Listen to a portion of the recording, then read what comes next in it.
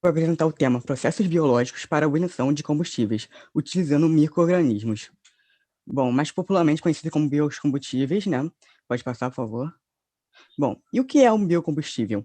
É um combustível de origem não fóssil, produzido a partir de alguns tipos de biomassa, tendo como exemplos o biogás, o bioetanol, o biodiesel e o biohidrogênio, onde os únicos produzidos em grande escala são o etanol e o biodiesel. Próximo. Bom, e o porquê utilizar o biocombustível? Primeiramente, nós temos a questão referente à escassez de energia, que é um problema em todo o mundo, devido à globalização e à crescente demanda por energia. É muito provável que a produção de petróleo e gás não consiga atender a população por volta dos anos de 2040 a 2050, visto que a demanda de petróleo deve aumentar para 105 milhões de barris por dia até 2030. Logo, as crescentes preocupações sobre a diminuição da disponibilidade dos combustíveis fósseis, juntamente com os problemas ambientais resultantes da sua exploração, produção e utilização, onde há liberação dos gases que provocam efeito estufa e, consequentemente, o aquecimento global do planeta, é o que explica o porquê optar pelos biocombustíveis, uma vez que possuem como características a baixa toxicidade, são biodegradáveis, renováveis e são capazes de reduzirem as emissões de gases prejudiciais ao mundo, e onde também a biomassa é vista como a principal fonte para atender a demanda mundial de energia primária. A substituição dos combustíveis fósseis por biocombustíveis acarreta não só vantagens ambientais, mas também vantagens políticas e econômicas, uma vez que podem tornar as nações mais independentes dos combustíveis fósseis e que são esgotáveis, e também dos próprios fornecedores, não ficando assim sujeitos às variações do mercado. Vimos recentemente problemas ocasionados devido aos constantes aumentos do preço da gasolina nos postos, devido à cotação do dólar e do aumento do preço do barril no mercado internacional, sendo então o biocombustível uma ótima alternativa. Uma outra vantagem resulta na geração do desenvolvimento rural, tendo também geração de empregos, em especial nos países em desenvolvimento, e que têm grande potencial para a produção de biomassa, sendo o caso de países africanos, latino-americanos e asiáticos. Então, devido a todas essas vantagens, tem se estimulado a pesquisa científica, de forma a desenvolver e melhorar a produção de biocombustíveis a partir dos recursos renováveis, a fim de deixar os custos cada vez menores para que possam ser competitivos no mercado. Eu vou falar um pouco sobre biomassa, que é uma fonte de energia limpa e renovável. Ela pode ser facilmente convertida por micro-organismos em biocombustível. Nós podemos obter essa biomassa através de biorresíduos, como sobra de alimentos, resíduos municipais, que são os nossos lixos, né, que a gente produz, resíduos agrícolas, que são cascas, palhas, raízes, colhos, caroços, e também pode ser obtido através de culturas energéticas, como milho e cereais, e plantas aquáticas. Pode passar, por favor. Agora eu vou explicar um pouco essa transformação de biomassa em biocombustível, né? E qual é o micro-organismo usado para essa transformação acontecer. Então, nós temos a biomassa e com microalgas podemos obter óleos de algas, que é um biocombustível. Também poderemos ter biohidrogênio através da transformação de biomassa usando cianobactérias, Clostridium spp, que é uma bactéria também, bactérias púrpura não sulfurosas e microalgas. Poderemos também obter biogás, que é o metano, através da conversão de biomassa com bactérias anaeróbicas. Também poderemos obter o biobutanol usando biomassas e transformando com aquela bactéria, a Clostridium spp, que são as mesmas que também transformam o biohidrogênio. E poderemos obter também o bioetanol utilizando bactérias e leveduras. Então, como a Suelen falou um pouco mais por cima do biohidrogênio, eu vou aprofundar um pouco.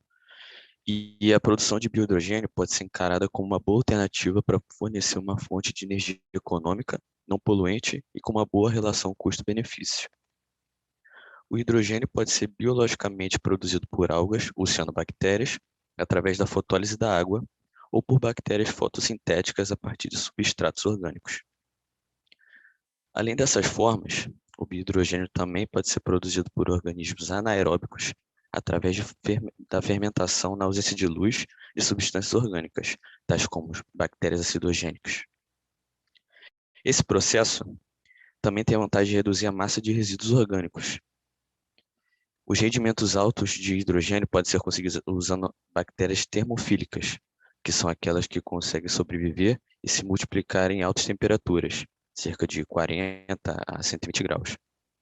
E grande parte dos membros desse grupo vivem em águas quentes associadas a atividades vulcânicas ou fontes hidrotermais.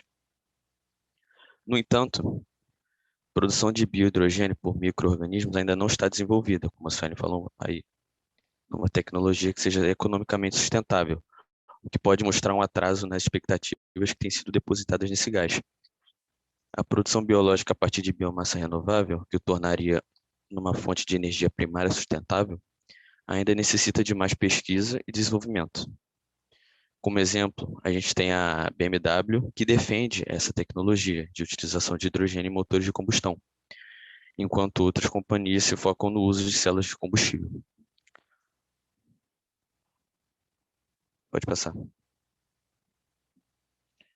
Aí a gente tem um pouco de como funciona a obtenção de biohidrogênio, fazendo a hidrólise da água, armazenando e deixando pronto para uso, usando as células de combustível de hidrogênio nos carros.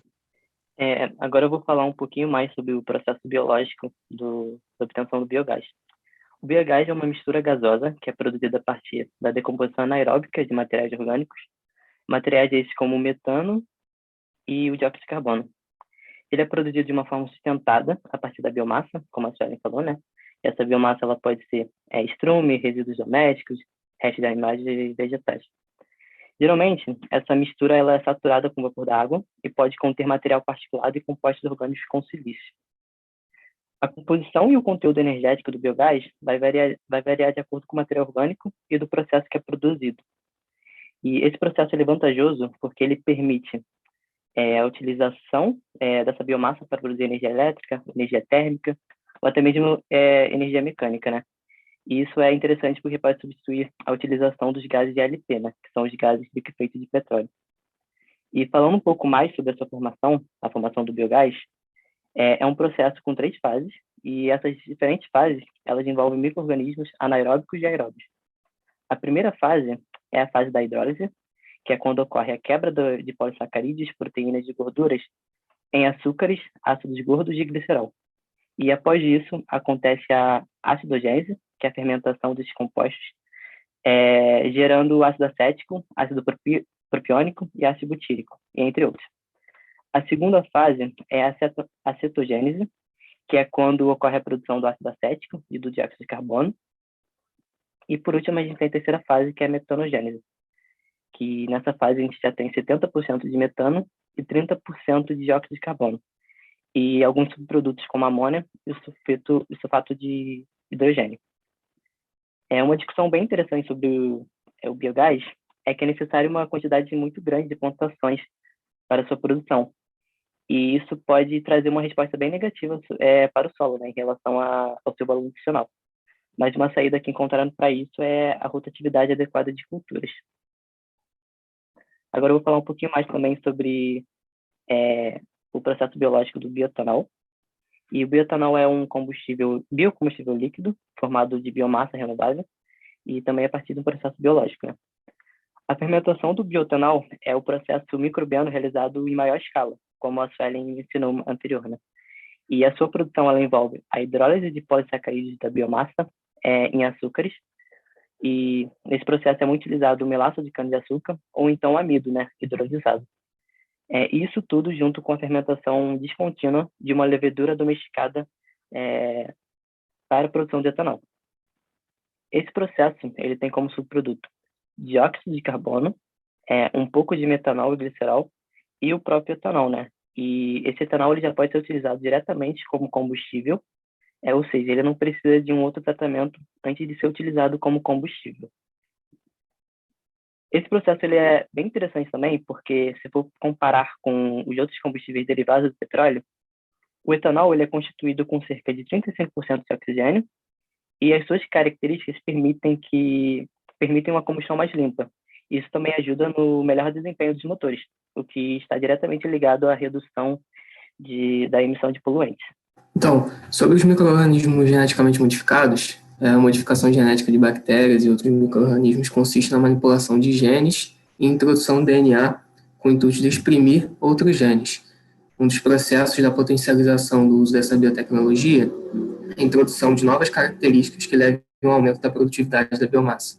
Cientistas americanos incorporaram ao DNA de bactérias alguns genes que lhes permitem sintetizar enzimas que processem a celulose, transformando-a em açúcares que passam a ser usados para produzir biocombustível de forma direta.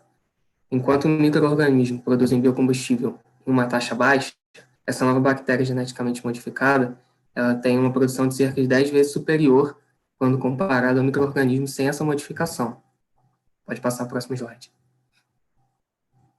Um estudo muito interessante da Universidade da Califórnia modificou geneticamente uma cianobactéria para que ela pudesse consumir CO2 através de fotossíntese e liberar isobutanol. Esse estudo tem sido visto como uma promissora alternativa na substituição da gasolina. Esse processo ele possui uma grande vantagem diante da meta global de alcançar uma economia sustentável, pois é uma forma de reciclar o dióxido de carbono, reduzindo assim as emissões de gases de efeito estufa. Esses cientistas aumentaram geneticamente a quantidade de enzima responsável por fixar o CO2. Um planejamento interessante seria instalar uma fábrica produtora de biocombustível, com base nessas cianobactérias, né, geneticamente modificadas, perto de um empreendimento que emita dióxido de carbono, como, por exemplo, uma central termoelétrica.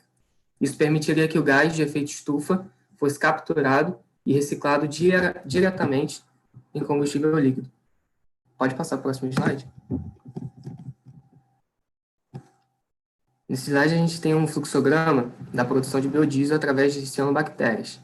Ao repararmos na entrada, para a produção da biomassa deve ser fornecido água, nutrientes, CO2 e luz. Na fase de recuperação de biomassa, as células em suspensão estão separadas da água residual e dos nutrientes, que são então reciclados para serem reutilizados na primeira etapa da produção. A biomassa recuperada é utilizada para a extração de óleo das algas, que será convertido em biodiesel num processo separado.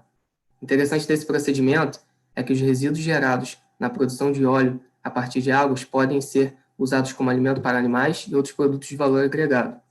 A maior parte da biomassa sofre digestão anaeróbica, que produz biogás, que ainda pode ser utilizado para gerar eletricidade. Os efluentes do digestor anaeróbico são usados como fertilizantes e são ricos em nutrientes. A maior parte de energia gerada a partir do biogás pode ser consumida no próprio processo da produção da biomassa e qualquer excesso de energia pode ser vendido a companhias energéticas. A emissão do dióxido de carbono gerado durante essa produção de energia são reutilizados para alimentar o processo de produção de biomassa. Eu sou Daniela, vou falar um pouco também agora sobre a transformação de energia solar em biocombustível, né? Isso é feito pela utilização de micro-organismos fotossintéticos. Bom, a energia solar ela é captada e transformada em energia química pelo processo de fotossíntese. Todas as plantas elas realizam, né, a fotossíntese, mas elas diferem na forma de armazenamento dessa energia em forma de biomassa. Algumas plantas produzem amido ou glicose, outras celulose ou até mesmo os óleos, que foi até o que a Suelen comentou, né? Então, todas essas formas são fontes de biocombustíveis, assim como os óleos produzidos por microalgas, né? A produção pode ser obtida por processo químico ou biológico ou pela combinação de ambos. A conversão direta da energia solar em combustível líquido, usando micro-organismo fotossintético, é uma alternativa muito atraente para substituir os combustíveis fósseis. Existem várias vantagens em usar os organismos como as microalgas e as cianobactérias, que elas são muito mais eficientes. E entre elas destacam-se a sua maior taxa de crescimento em relação às plantas e sua capacidade de prosperar em áreas que não podem suportar a agricultura. Dessa forma, elas podem proporcionar uma forma de resolver o conflito potencial entre o uso da terra para a produção de alimentos ou para a produção de biocombustíveis. O sistema microbiano ele é mais eficiente na transformação da energia solar em biocombustíveis. Além do mais, as cianobactérias são mais tolerantes à introdução de novos genes, ou seja, a modificações genéticas, né? A conversão direta de dióxido de carbono para biocombustíveis através das cianobactérias podem melhorar significativamente a eficiência da produção de biocombustíveis. A Algenol, que é uma empresa, né, de biocombustíveis, ela desenvolveu uma tecnologia inovadora com as cianobactérias e produziu etanol a uma taxa de 6 mil galões hectares por ano. Isso que, em contraste com que o rendimento anual de etanol de milho, cana-de-açúcar e palha de milho, que chegam a de 290 a 580 galões por hectare de anos, é tipo gigante. Então, assim, é evidente que a produção de etanol a partir de cianobactérias é significativamente mais eficiente do que o etanol produzido a partir de matérias-primas vegetais. Então, essa nova tecnologia fez muita diferença na produção de biocombustível e ela também não se limitou à produção de etanol, ela se estende muito mais a outros combustíveis alternativos. E também a produção de biocombustíveis através do sistema biológico resulta num combustível bem próximo das características dos combustíveis fósseis. A utilização dessas cianobactérias podem produzir produtos químicos valiosos, ainda em fase inicial de exploração, né? Mas é um longo caminho que a gente está percorrendo aí. Pode passar, por favor. Nesse esquema, a gente vai entender que um sistema, tipo assim, fechado, ele chega por cabos, né, até essas microalgas, e ele passa por essas microalgas até um fotobioreator. A produção de biogás é a partir dessa matéria-prima orgânica ali, e transformada deste bioreator até chegar a um digestor. No anodo, a matéria orgânica remanescente é transportada do digestor para o anodo e é oxidada por bactérias eletroquimicamente ativas. E ali no final, no atodo, é onde ocorre a redução de oxigênio e água. Bom, agora vamos falar um pouco sobre o panorama do mercado de biocombustíveis no Brasil. E os dois principais são o etanol e o biodiesel, que pode ser utilizado de maneira pura ou misturados com combustíveis comuns. Começamos falando sobre o etanol, que tem como principal matéria-prima cana-de-açúcar, que é uma cultura largamente produzida no Brasil. E é disparado o biocombustível com maior demanda no país, sendo que dados de 2010 dizem que foram produzidos cerca de 28 bilhões de litros de etanol. A produção desse etanol foi vista como uma das alternativas econômicas e energéticas para a crise do petróleo mundial. E essa sua utilização vem crescendo cada vez mais à medida que vêm sendo criadas novas tecnologias. Agora, quanto ao biodiesel.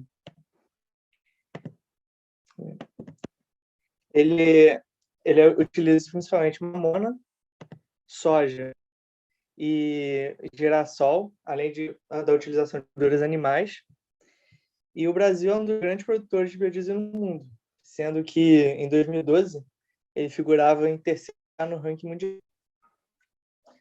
O biogás, ele infelizmente ainda encontra certas dificuldades de figurar no mercado brasileiro energético, já que faltam incentivos para a criação de projetos para utilização em larga escala dessa forma de energia.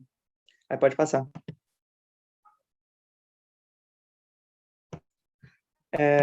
No Brasil, a utilização do biodiesel é regulamentada por lei e tem seu uso obrigatório desde 2008, através da Lei número 11.097, na mistura com diesel fóssil comercializado, que é o diesel provido de combustíveis fósseis. E de lá para cá, a porcentagem desse biodiesel na mistura subiu de 2% para 10%. E a legislação ainda prevê um aumento de 1% ao ano até o ano de 2023. Aqui nós temos um gráfico que mostra a produção brasileira de etanol nos anos de 2001 até 2012, no qual a gente pode ver um constante crescimento de produção, com uma pequena exceção do ano de 2011, quando teve uma pequena queda, mas isso mostra que o mercado vem crescendo anualmente e é uma alternativa muito, muito boa para o futuro, para a gente suprir essa questão energética, que é cada vez mais uma problemática no Brasil e no mundo. Bom, então essa foi a nossa apresentação sobre processos biológicos para obtenção de biocombustíveis utilizando micro-organismos. Obrigada a todo mundo que assistiu até aqui. Tchau, tchau.